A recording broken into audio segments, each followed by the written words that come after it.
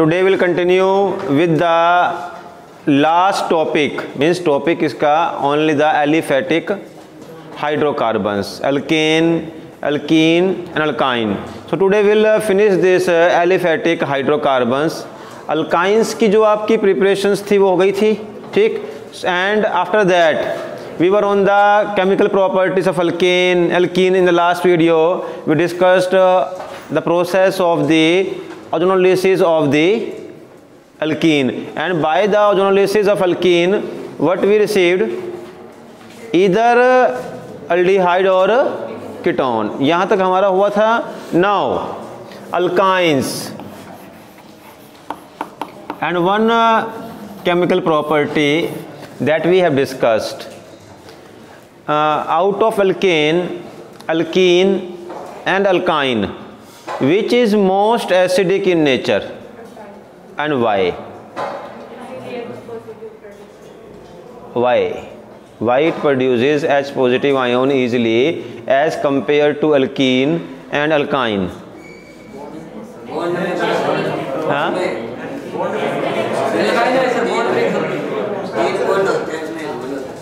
Three bonds को तोड़ना मुश्किल होता है, एंड थ्री बॉन्ड्स होते हैं between carbon carbon. The single bond is present between the carbon and hydrogen. That is also single in the alkene and alkane also. The bond between carbon and hydrogen can't be double because hydrogen has only one electron, so it can make only the single bond due to more S character. Due to more S character, देखो ये बात हुई थी हमारी. It's ethyne. You can write it like this also, C single bond H, then triple bond 1 2 3 4 valency complete, and like this.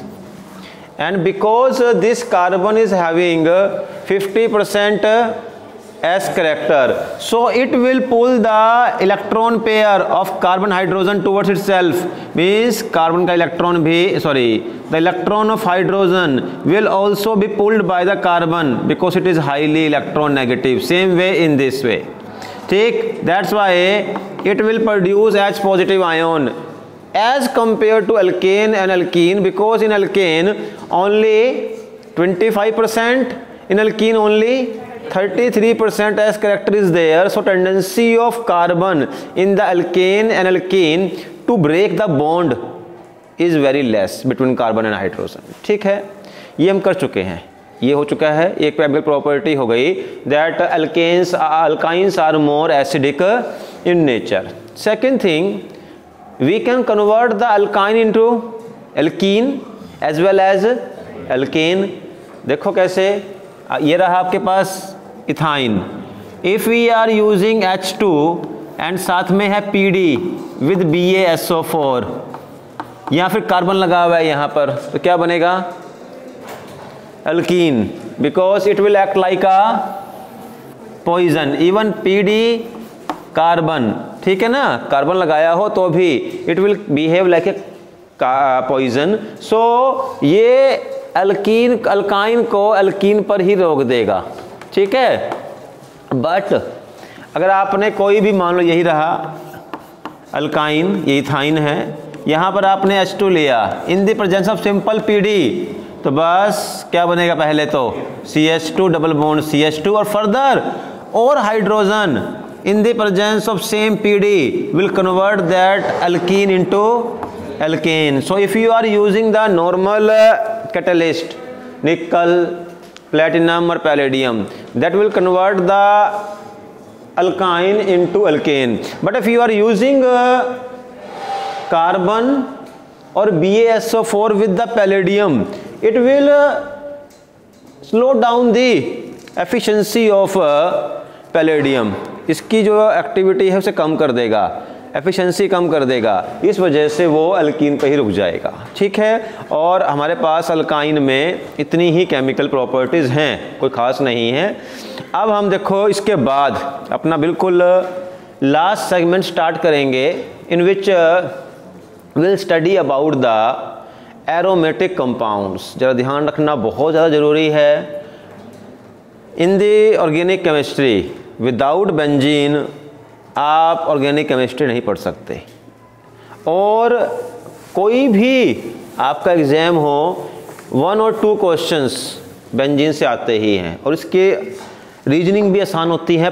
3-4 he concepts हैं, वही बार बार घूम के आएंगे। बस आपने अगर पढ़ा हुआ है then you can explain the topic on the basis of that concept.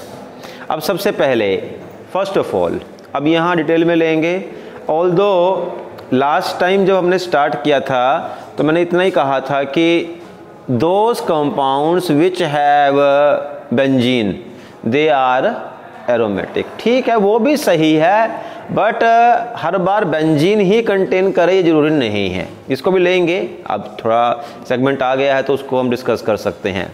अब सबसे पहले मैं बेंजीन के स्ट्रक्चर को डिस्कस करने वाला हूँ, वो आपको डिटेल में आनी चाहिए। ऑल्दो कोई पूछने वाला नहीं है, बट वो अगर डिटेल में नहीं आते तो जो कंसेप्ट समझाएंगे वो आपको नहीं आने वाले।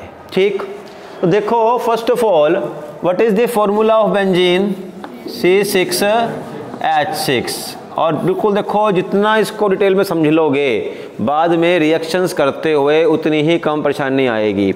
अदरवाइज फिर वही रूल है क्रैम रट्टा याद करना, वो फिर आपके लिए मुश्किल होएगी।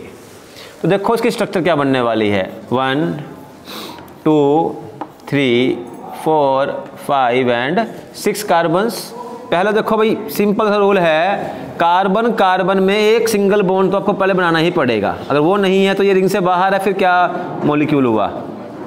तो कार्बन कार्बन में तो आपको सिंगल बॉन्ड मस्ट है ही है।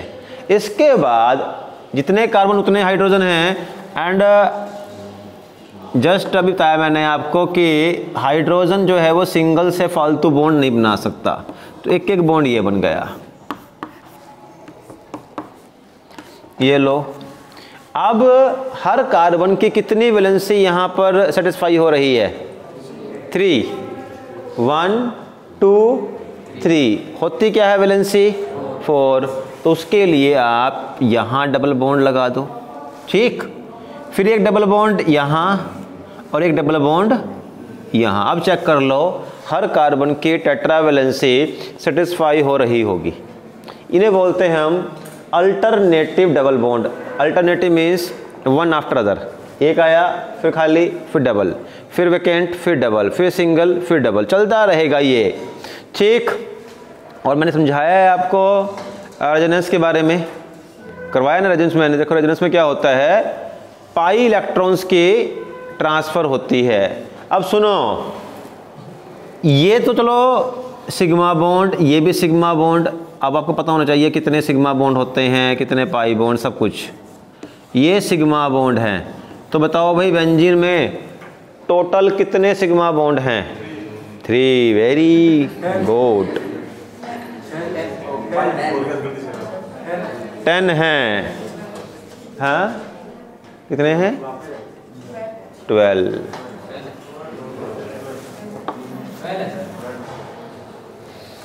First of all between carbon carbon 1 2 3 4 5 6 तो बिटवीन कार्बन कार्बन ही हो गए। सिंगल बॉन्ड क्या होता है हमेशा, मतलब डबल में भी एक बॉन्ड क्या होगा?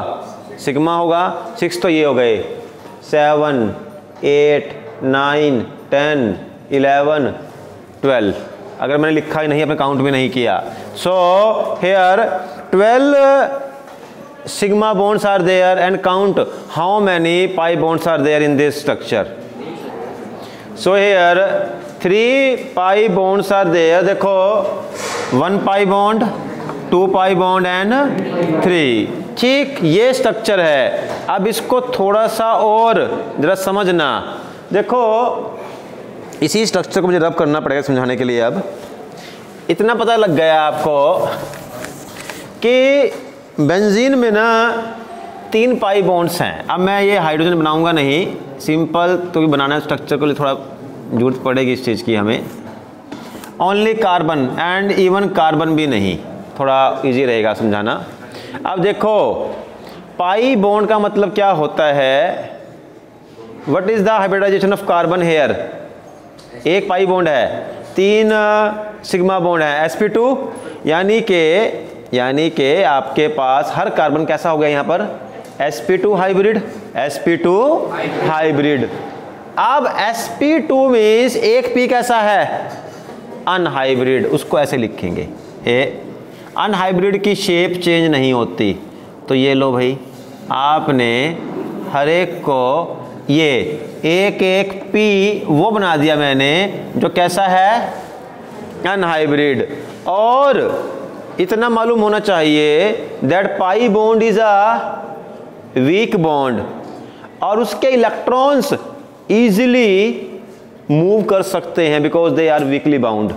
अब होगा क्या, देखो जो पाई के इलेक्ट्रॉन है वो इधर से इधर, फिर यहाँ से यहाँ, फिर यहाँ से यहाँ, फिर इधर से इधर, और फिर इधर से इधर, और लास्ट में दोबारा ऐसे ही यहाँ भी इलेक्ट्रॉन यहाँ भी होंगे, तो इधर से इधर, यहाँ ये, इधर इधर, और लास्ट में ये।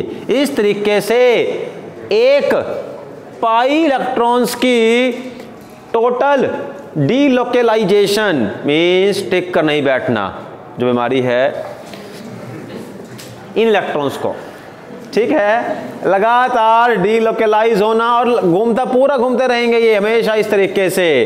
इस वजह से क्या होता है, अरे बात कर रहे थे इलेक्ट्रॉन की मैं, इसको मत सेंटीमीटर हो जाओगे। देखो इलेक्ट्रॉन्स अपने ऊपर मत लो।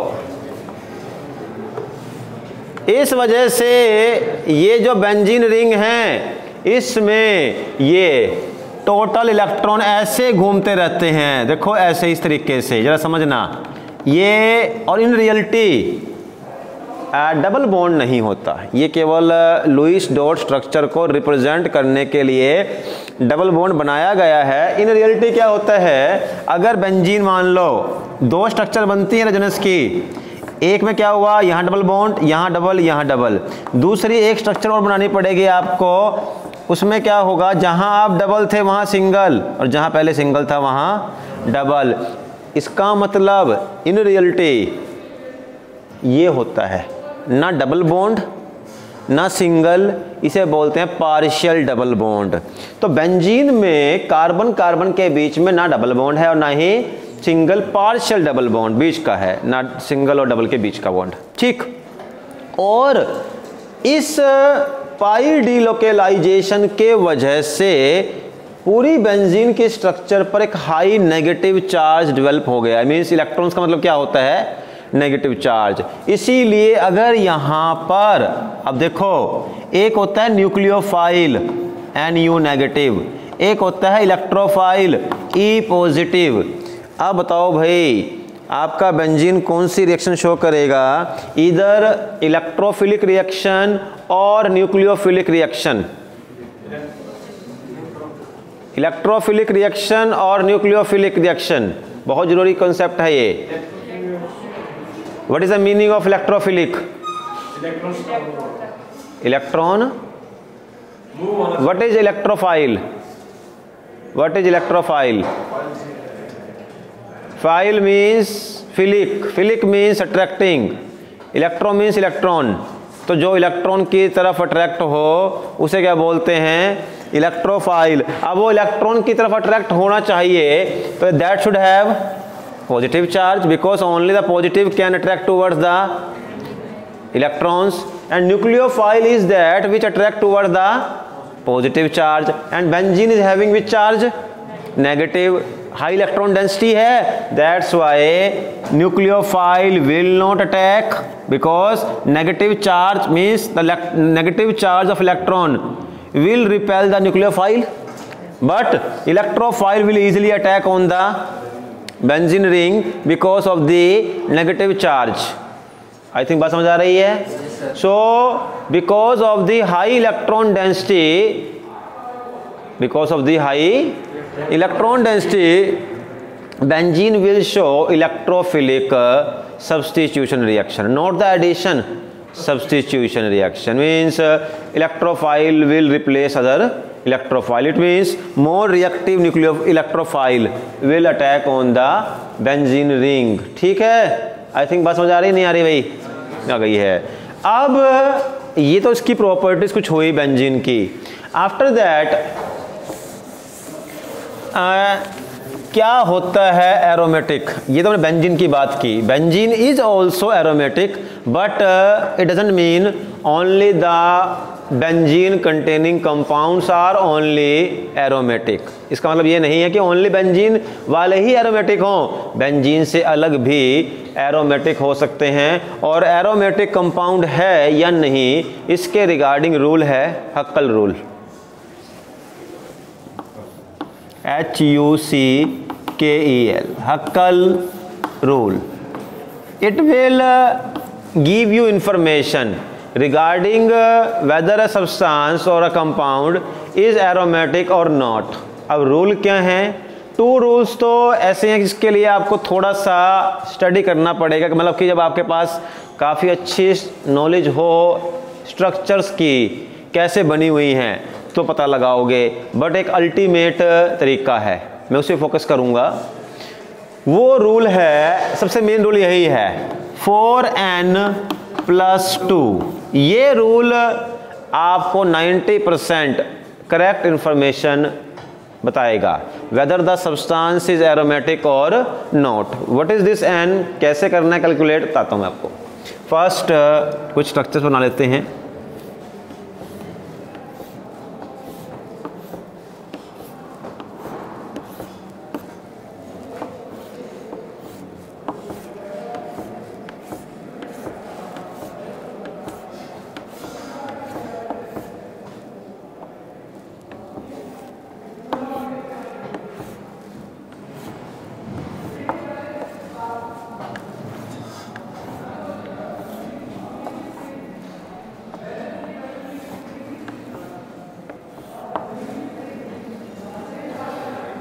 और कोई दिया है इसमें, आपको दिया होगा NCERT एग्जाम्पल, मैं ले लेता हूँ, ये रहा।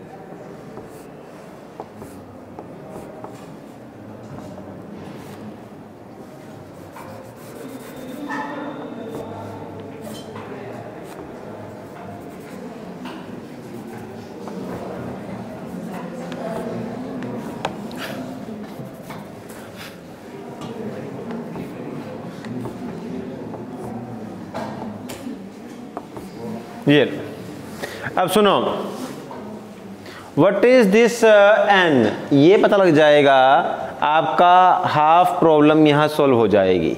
देखो n मीन्स 1 रिंग, ये 1 रिंग, 1 and 2 रिंग, ये 1 रिंग और ये 1, ये होता है रिंग आपकी, मतलब एक स्ट्रक्चर पूरी। यहाँ 1 है, यहाँ 2 रिंग है, यहाँ ओनली 1 रिंग है, यहाँ ओनली 1 रिंग है। और इसका मतलब ये n की वैल्यू यही है, कितनी रिंग्स हैं उस कंपाउंड के अंदर, पहली चीज। तो इसका मतलब only for it the value of n is 2, for others value is 1। तो चलो 4 × 1 + 2 कितना होता है भाई? Very good, excellent, 6। सही तो है भैया, इसके रहे अच्छी बात है। तो इतना अच्छा जवाब दिया है। अब देखो भाई, ये जो 6 हैं ये क्या हैं? Pi electrons, these are pi electrons. देखो 1 बॉन्ड मीन्स 2 इलेक्ट्रॉन, 2 2 2 + 2 + 2 6, एक्सीलेंट। तो यही तो है गेम। 4n + 2 = 6। अगर एक रिंग है और एग्जैक्टली 6 ही हैं, ना 5 ना 7, 6 ही हैं, तो वो कंपाउंड आपका एरोमेटिक है।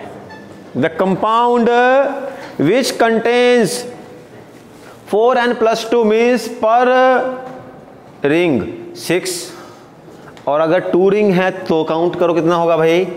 4 × 2 + 2 = 10। देख आप बताओ भाई, ये वाला कंपाउंड एरोमेटिक है या नहीं है? सेकंड वाला सी है ना, पक्का? नहीं है? है तो है, सही है, फिर क्या बात है, सही है। तो जब है तो है। देखो भाई 2 4 6 8 10, बस एक कितनी काउंटिंग आनी चाहिए आपको, ठीक है। तो 10 तक काउंटिंग सबको आती है, I know, that's why, no problem, ये सबको आता होगा।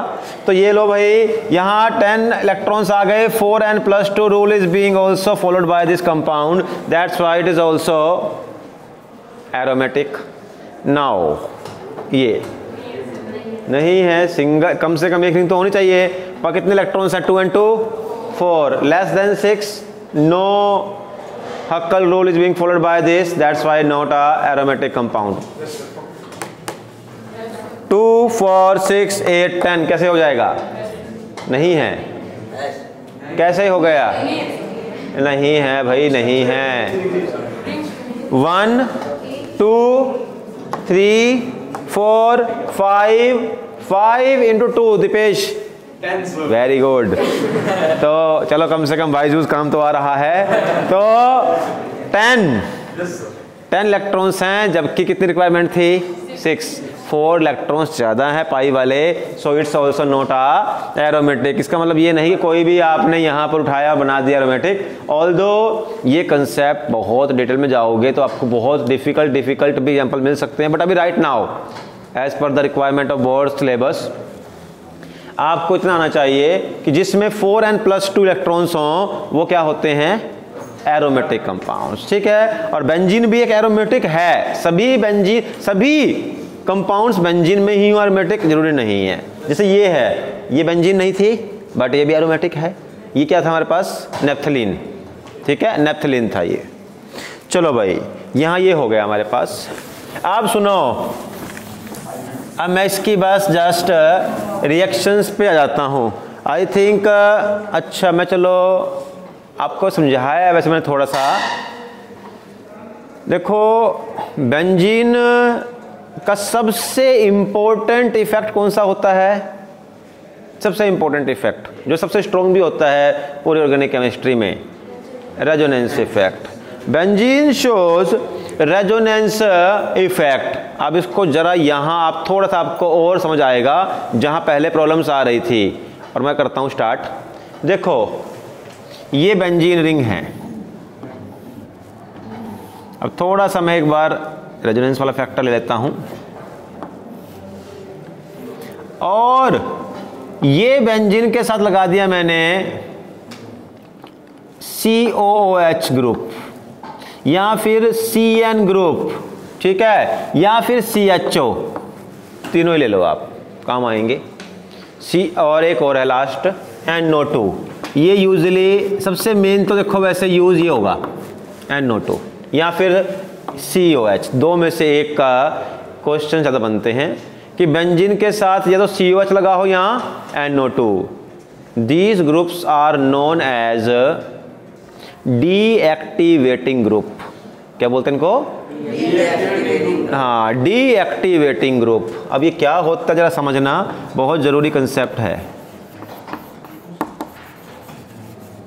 Deactivating group.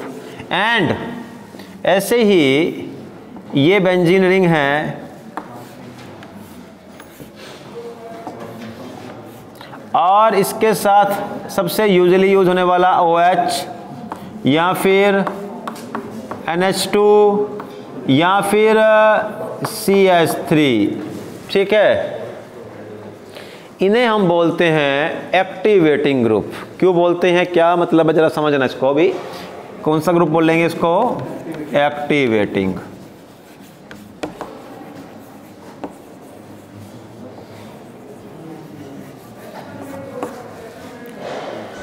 देखो ये इलेक्ट्रॉन विड्रॉइंग ग्रुप हैं, these are electron withdrawing group. I think Himanshu और देवेंद्र परेशान हैं। अच्छा, बुक से परेशान हो या उसको परेशान कर रहे हो? बेटा पढ़ो मत, don't disturb the book early in the morning, उसको शांति से जीने दो बस। तो देखो भाई, आज अगर वो बच्चा नहीं आया है कोई, उसकी जगह मत लो, जो भी है, जो नहीं आया उसका नाम लेके बदनाम क्यों करें हम, ठीक है। जो आए हैं नमूने उनको बोल रहा हूँ खाली। तो शांति रखें, परेशान मत होएं, आराम से पढ़ो, ठीक है ना, डिस्टर्ब रहो। डिस्टर्ब का मतलब होता है कि मेंटली आप सही नहीं हो, ऐसा मत शो करो। देखो भाई, मैं कुछ नहीं गलत नहीं बोल रहा हूँ कि आप ऐसे वैसे हो गए हो, मैं जस्ट कह रहा हूँ शांत रहो, ठीक है। अब देखो, ये हिमांशु, आप किस गांव से हो? हाँ, गुड़साल वाले हिमांशु, ठीक है।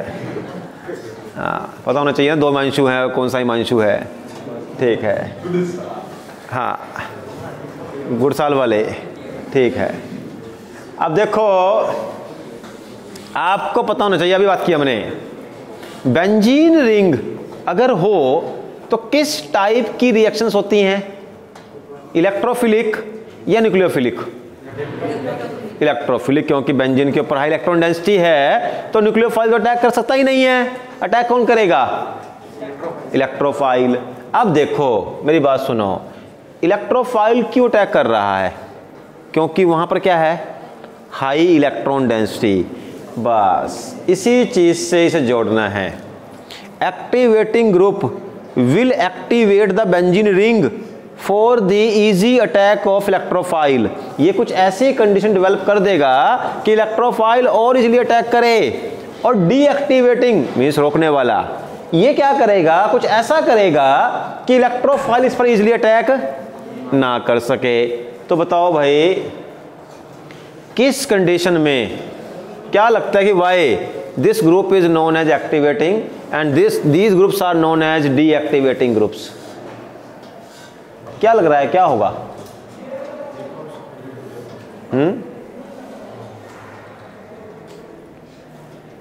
तो देखो, यहां सेपरेटली बनाता हूं स्ट्रक्चर। और मैं जैसे मान लो आपके पास यहां पर मैं लगाता हूं पहले फिनोल को ही, ये फिनोल बना हुआ है OH।